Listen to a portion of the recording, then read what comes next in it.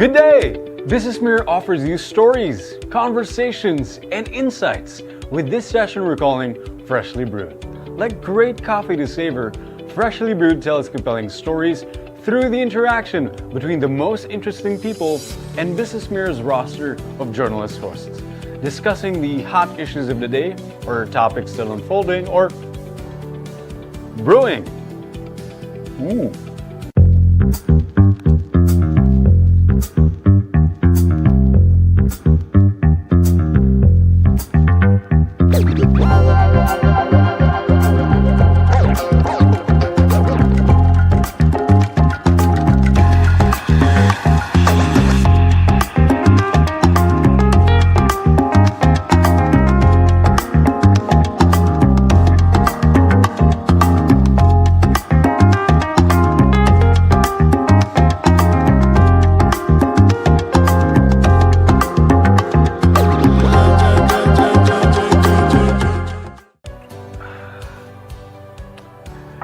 And these compelling stories are shared with you via BusinessMirror's multimedia platforms. Well, if you're a fan of OPM or original Filipino music, you will probably be familiar with the songs Shine, Now That I Have You, You've Made Me Stronger, and Tell the World of His Love, among others.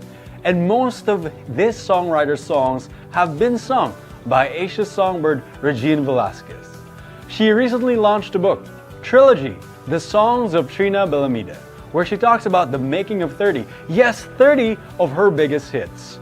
Our host for today is Edwin P. Sallan, BusinessMirror's digital content manager and section editor for BM SoundStrip, and Tourism.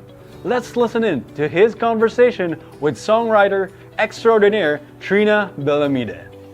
Good day, everyone. Welcome to Freshly Brewed, and I'm your host for today. My name is Edwin P. Sallan, editor for BusinessMirror SoundStrip and music sections. SoundStrip is the weekly section specifically dedicated for music. So in relation to that, our special guest is one of the pillars of original Filipino music, or simply OPM. But before we continue, please don't forget to subscribe to our YouTube channel and like and follow our Facebook, X, Instagram, and TikTok pages. Many of us may not realize it, but we may have been singing along to some of her greatest hits. This is no surprise because our guest is one of the country's most celebrated composers, best known for big hits like Now That I Have You, Shine, and Tell the World of His Love. She just launched her Tell All book trilogy, The Songs of Trina Belamide. Let's all please welcome Miss Trina Belamide. Hello, Edwin. Hello. Tell all talaga, no? Tell all, parang ang dami kong chismis, parang ganon. Yes. Congratulations on the launch of your book. But before we talk about the book, let's go back in time and tell us how you got involved into songwriting. I'd always liked songwriting. I think my songwriting started in high school. I think that is the same with many songwriters. Pag teenager ka, doon nagsistart yung mga ano. So, and then I had always loved music, and fortunately, my parents were very supportive of my journey. So, from joining high school songwriting contests, this carried on to until after college when I was already working. I didn't take music as a course because, you know, like most people, admittedly, it is a common notion na parang, walang pera dyan sa music, ganon. So, I was no different. No, my parents were like, and also I think people were saying, okay, what are you gonna study? I didn't want to be like a music teacher. I didn't want to be like conservatory, formal pianista, ganon. So, so I took communication, and then after doing that in Ateneo, I joined the Glee Club. So my path still, always somehow involved songwriting as a hobby, and then. After graduation, I worked for a short while in advertising, very short while. And then after that, started writing songs professionally.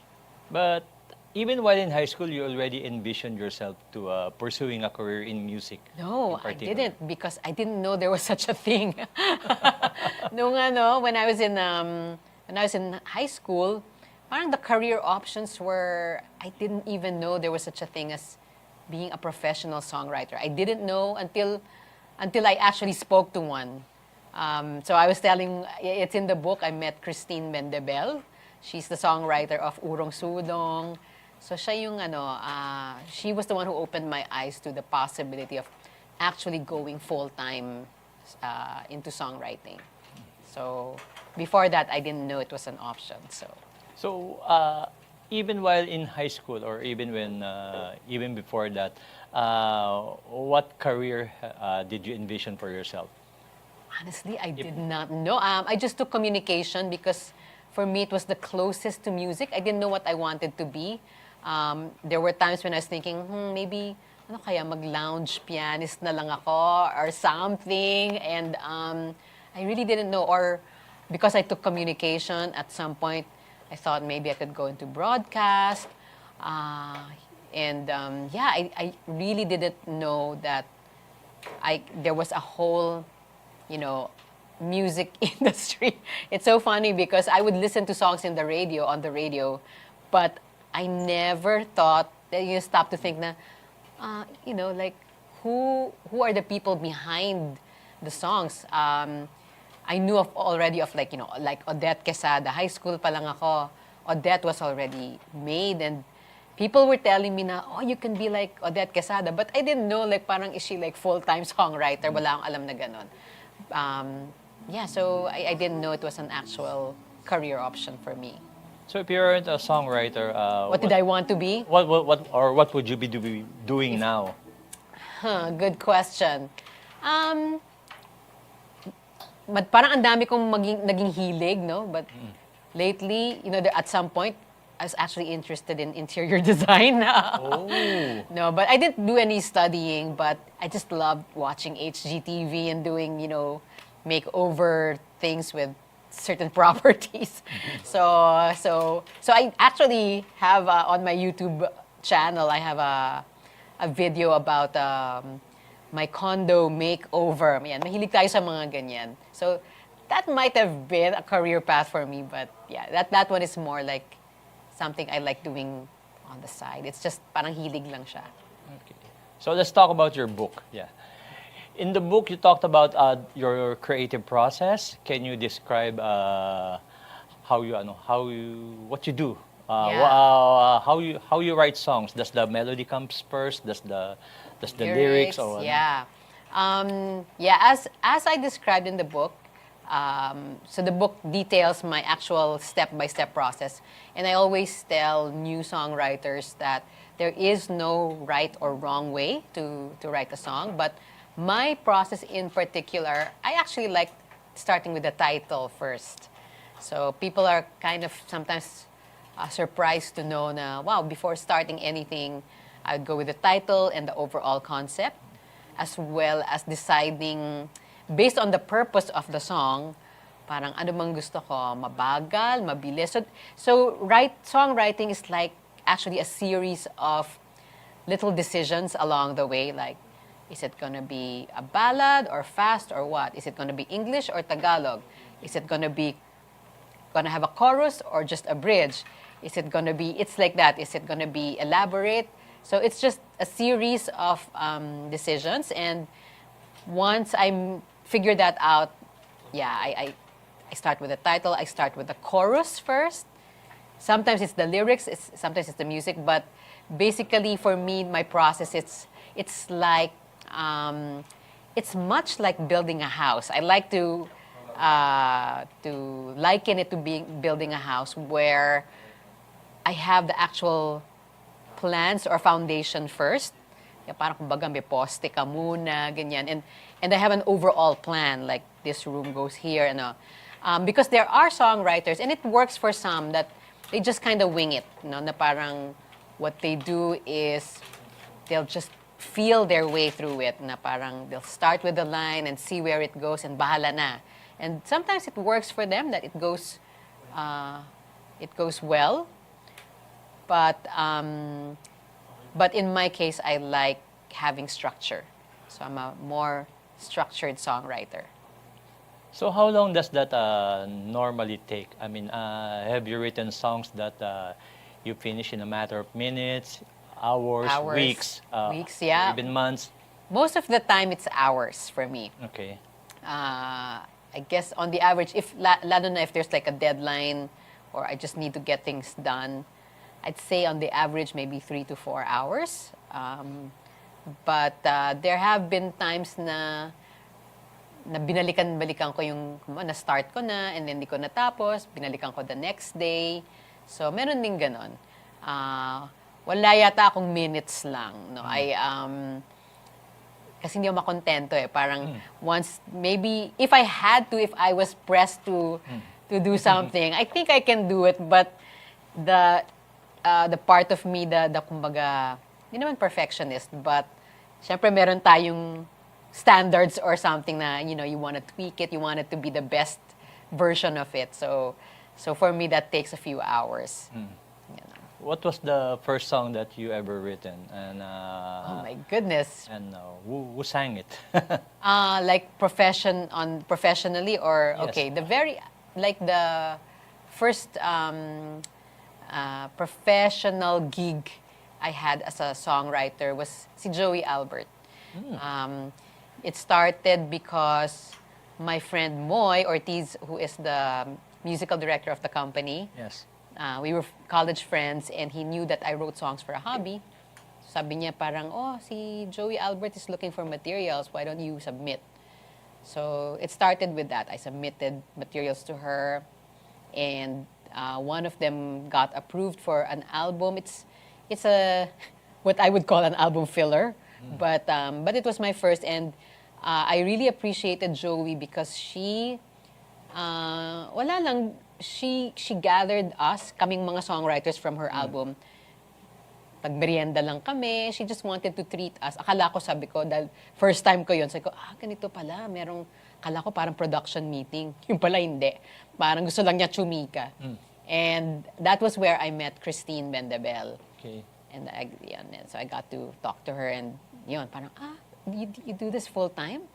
And sabi niya, yeah. Sabi ko, wow. So that inspired me to do the same. In most cases ba, how does it work?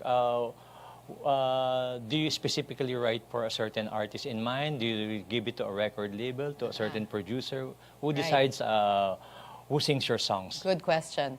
In the 90s, which was when I started, sounds like a long time ago. It was a long time ago.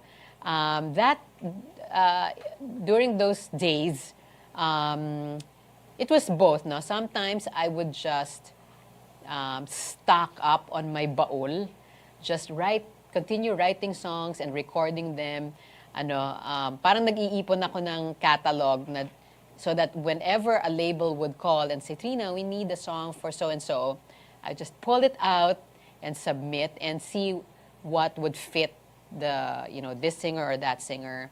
But there were also times when they would say, can you write specifically, for this singer, we want something that's along the lines of this. So sometimes I would write, and it's not automatic that it would get accepted. A lot of times, meron din mga rejections. Mas marami yung rejections. But yeah, so it's both. Sometimes I would write without any singer in mind. So I would keep it as broad as possible. Merong mga songs na parang feeling ko mas bagay sa lalaki, merong mas bagay sa babae. And then, bahala na, whenever the label would call, I would submit. So there are some songs that get rejected here, but get approved here.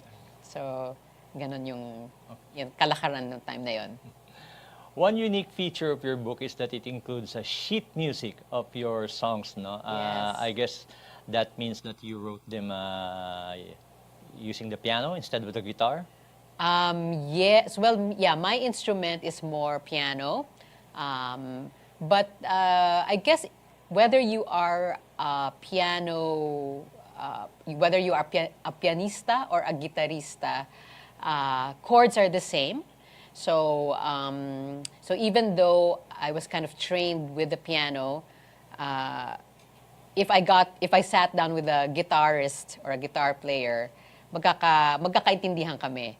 Because whatever, so I taught myself how to read chords by just listening to a lot of songs and looking at fake books, no? So my book is actually a fake book, plus.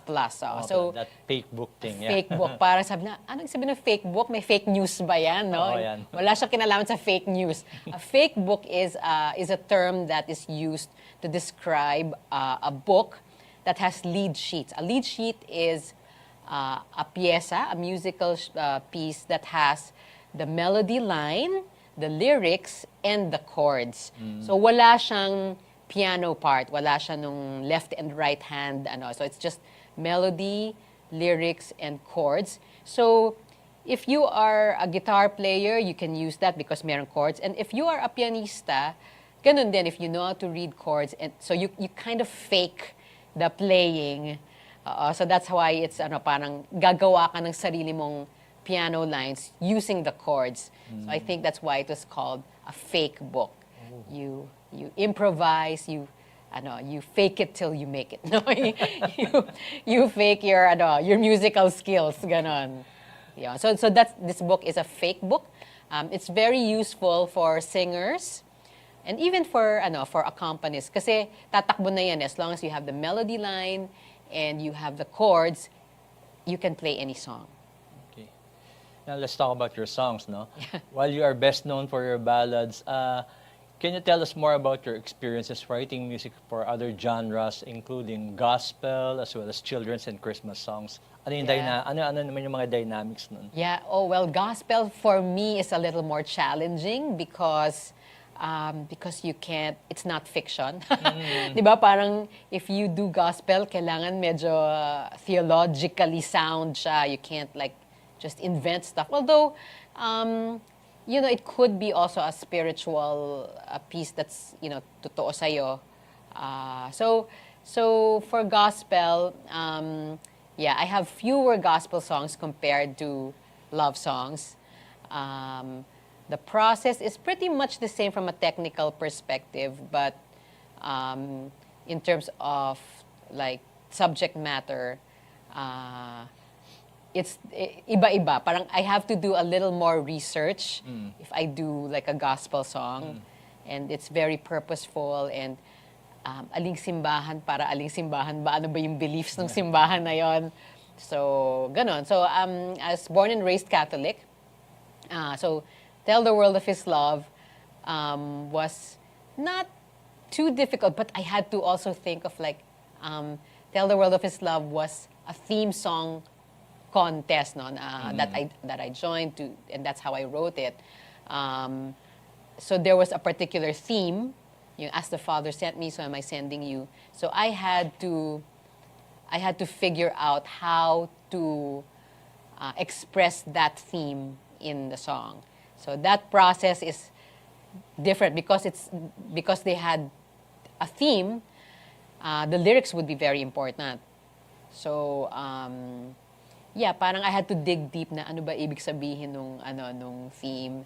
And I detailed the process in the book.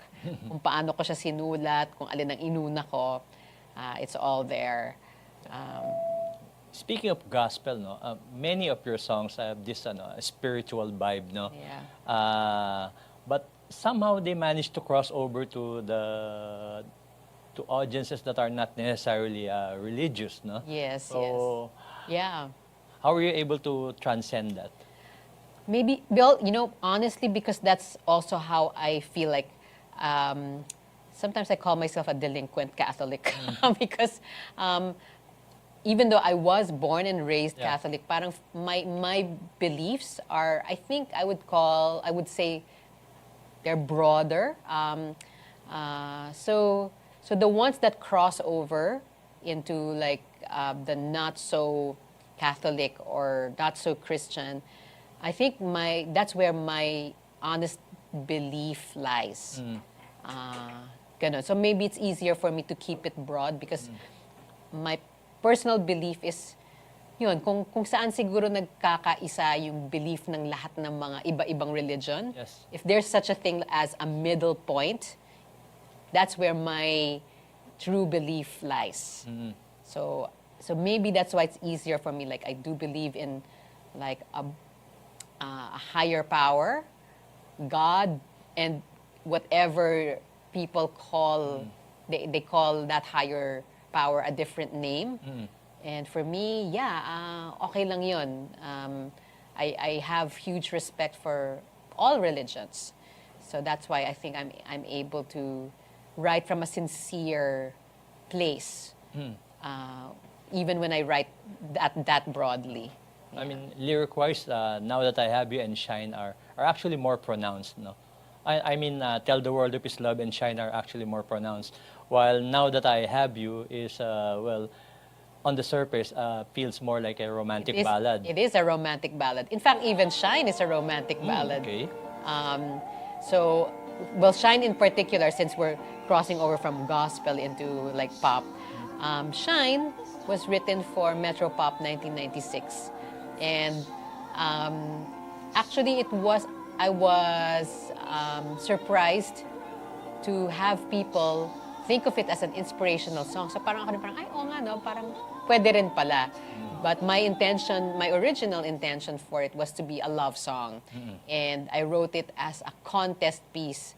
Parang pang birit, biritera. It's Yes.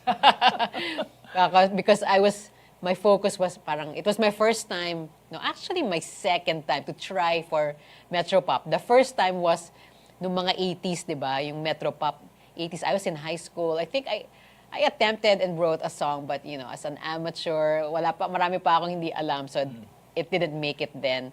Then 10 years later, when Metropop came back in 1996, I was already a professional, and so I had my own strategy. Sabi ko, gusto ko birit. I wanted a biritera song. Did you already had a Regine in mind for that song? No, the original singer was Ima Castro, who is also a belter. And even after Shine won from in the Metropop Song Festival, this was '96. It didn't become a hit until Regine sang it in 2004.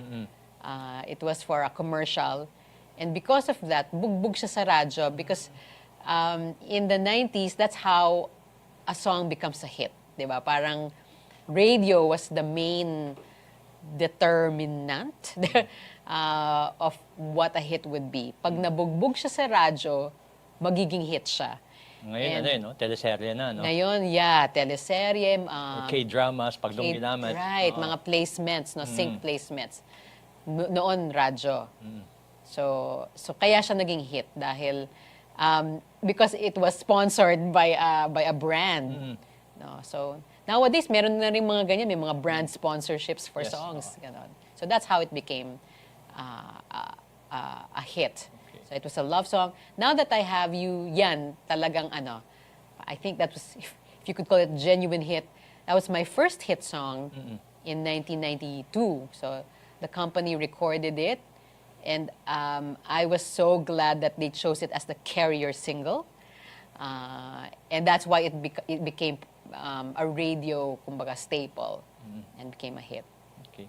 Speaking of movies, no, many of your songs have also ended up as theme songs for movies and TV shows, Right. and also commercials. Yes.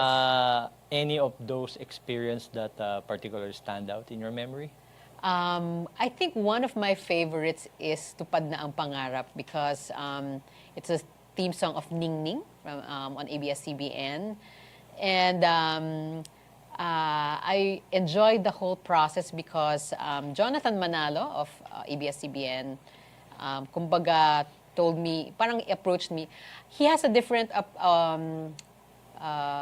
approach to whenever there is a need for a theme song for a teleserye or a show, I think iba-iba yung method niya or ng ABS-CBN in acquiring or deciding, who gets to write, no? I think for certain shows, songwriters bid for certain shows. But for this one, I think he felt strongly that it was right up my alley because it was like he needed a positive song that would be sung by a kid. So sabi niya, ikaw na to ha, ganyan. And sabi ko, ano to, English or Tagalog? Sabi niya, Tagalog. Mas komportable ako sa English, but sabi ko, sige, let's do Tagalog, no? So I wrote the song, and the nice thing about Tupad na ang Pangarap, what I like about it is long after the series was over, parang ang daming gumagamit nung song for graduation. I think it's because a kid vocal was on it, and people find it inspiring. It's about gratitude. So sa TikTok, you'll see a lot of people using the song for that. So that's one of the standouts for me. So that song is also in the book, and you can sing it. So another one is Doon. Meron naman sa GMA naman to, no? It was used for Ikaw sa Puso Ko. Tony Gonzaga was the one who sang it. It was not originally written for the show. It was written for a band, but later on the show took on and used it for the theme song, I think, of the teleserye. And it's one of my favorites because wala lang, the process of writing it, and it's Tagalog. So parang feeling ko, pag meron akong magandang Tagalog song, proud na proud ako. So it's one of my favorites. It's also in the book. I was inspired. May kwento pa ako sa book about how I was inspired by another movie, like Indecent Proposal. Merong eksena doon na ano. So you'll read about it in the book. So speaking of favorites, no, so if you were stuck in a desert island and you only need to bring one of your songs, which one would it be? Oh my goodness, so hard, no? It's like choosing your favorite child, no? Yes.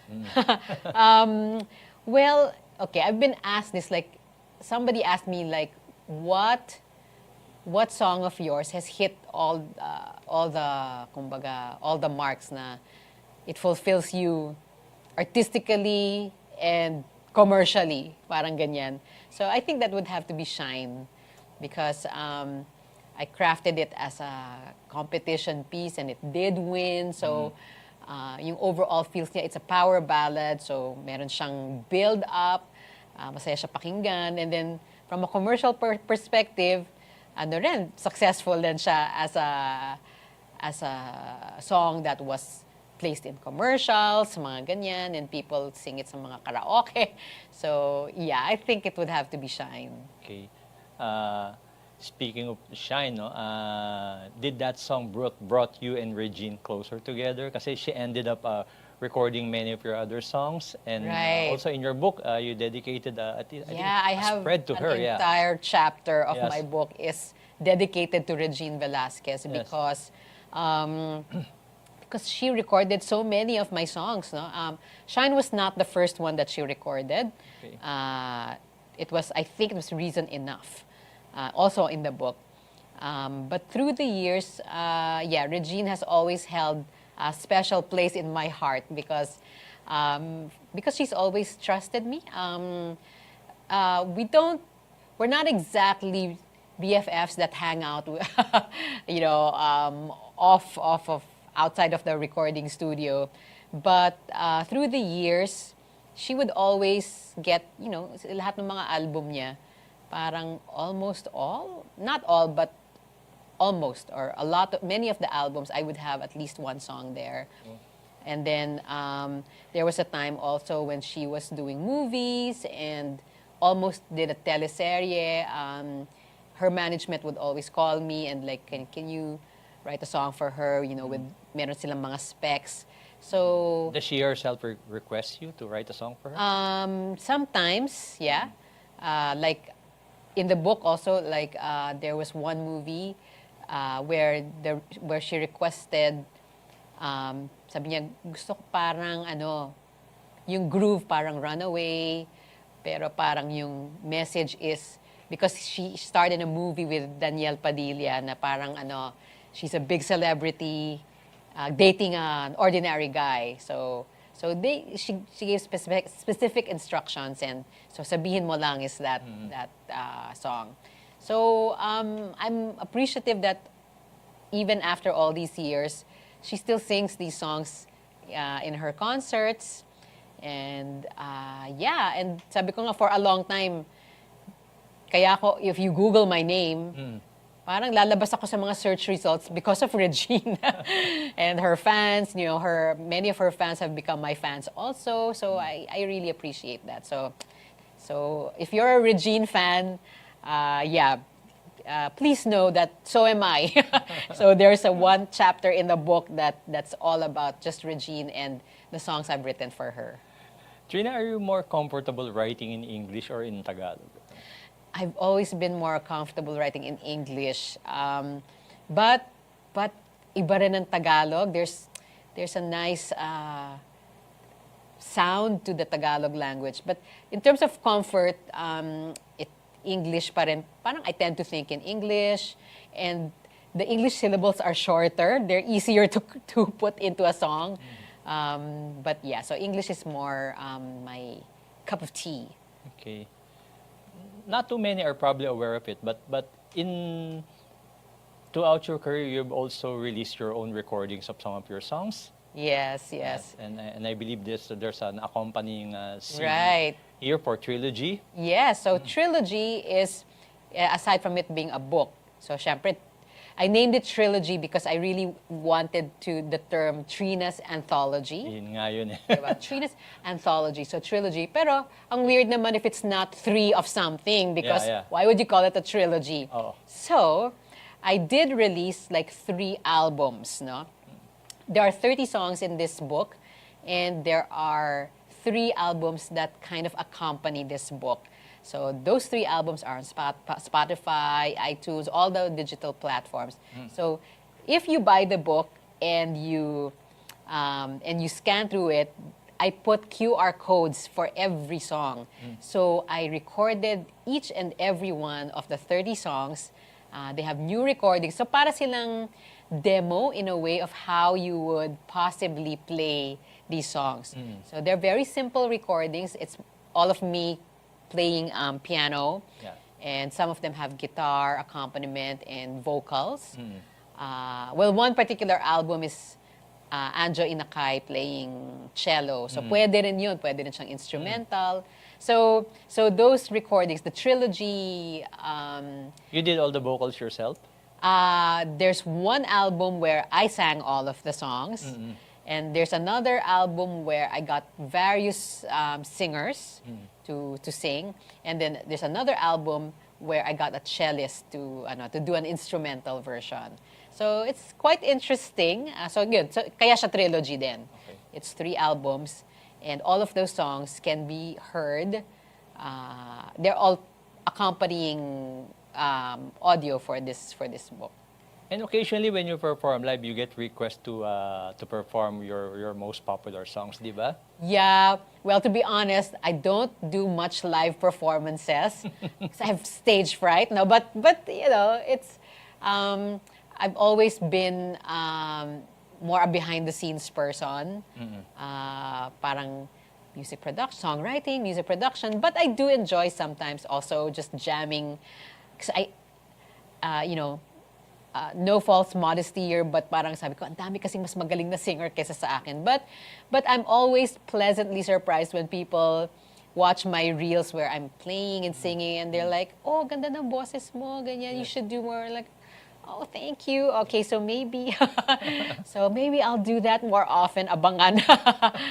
So, yeah, and people, of course, will request now that I have you. Yes. If they request Shine, I'll do it in a lower key because I'm an alto, so I don't have my power. Hindi ako belter. Okay. But sometimes I'll play it and somebody else can sing it. So yan yung mga most requested songs. Okay. Although Trilogy is Trina's anthology, I think your story is far from over. So what can we expect from Miss Trina Belamide in the near future? Well, I'm hoping to tour this book and promote it, and I'm already thinking of parang of a concept that combines like a show, like singing and performing the songs, and actually giving like a seminar, which is what this book is, diba? It's parang educational and informative at the same time. So abangan nyo yan. I'll probably, yeah, that's in the planning stages. Something like that. It's like a show and seminar combined. I'll call it a showminar. Oh. Yes. Among That's quite a new word. Yes. Among the emerging new OPM artists, are there anyone you'd like to collaborate with in the near future? Oh my goodness. To be perfectly honest, I'm so out of touch with. I hear a lot of good vocals and but a favorite of mine would be TJ Monterde. TJ and KZ Tandingan. Because I know them personally, and they're such a wonderful couple. I've never had the chance to work with them, but wow, I mean, that would be great, no? TJ and KZ. Kung nakikinig kayo, let's collaborate. Yeah, TJ and KZ, I think, would be my dream tandem. But also, and daming magagaling. Ben and Ben is, of course. Yeah, so there's a whole Spotify playlist of emerging artists, no? Sina Zach, daming magagaling. Okay. And finally, what message or advice would you like to impart to the young people who would like to pursue a similar career path in songwriting, in performing music? Right.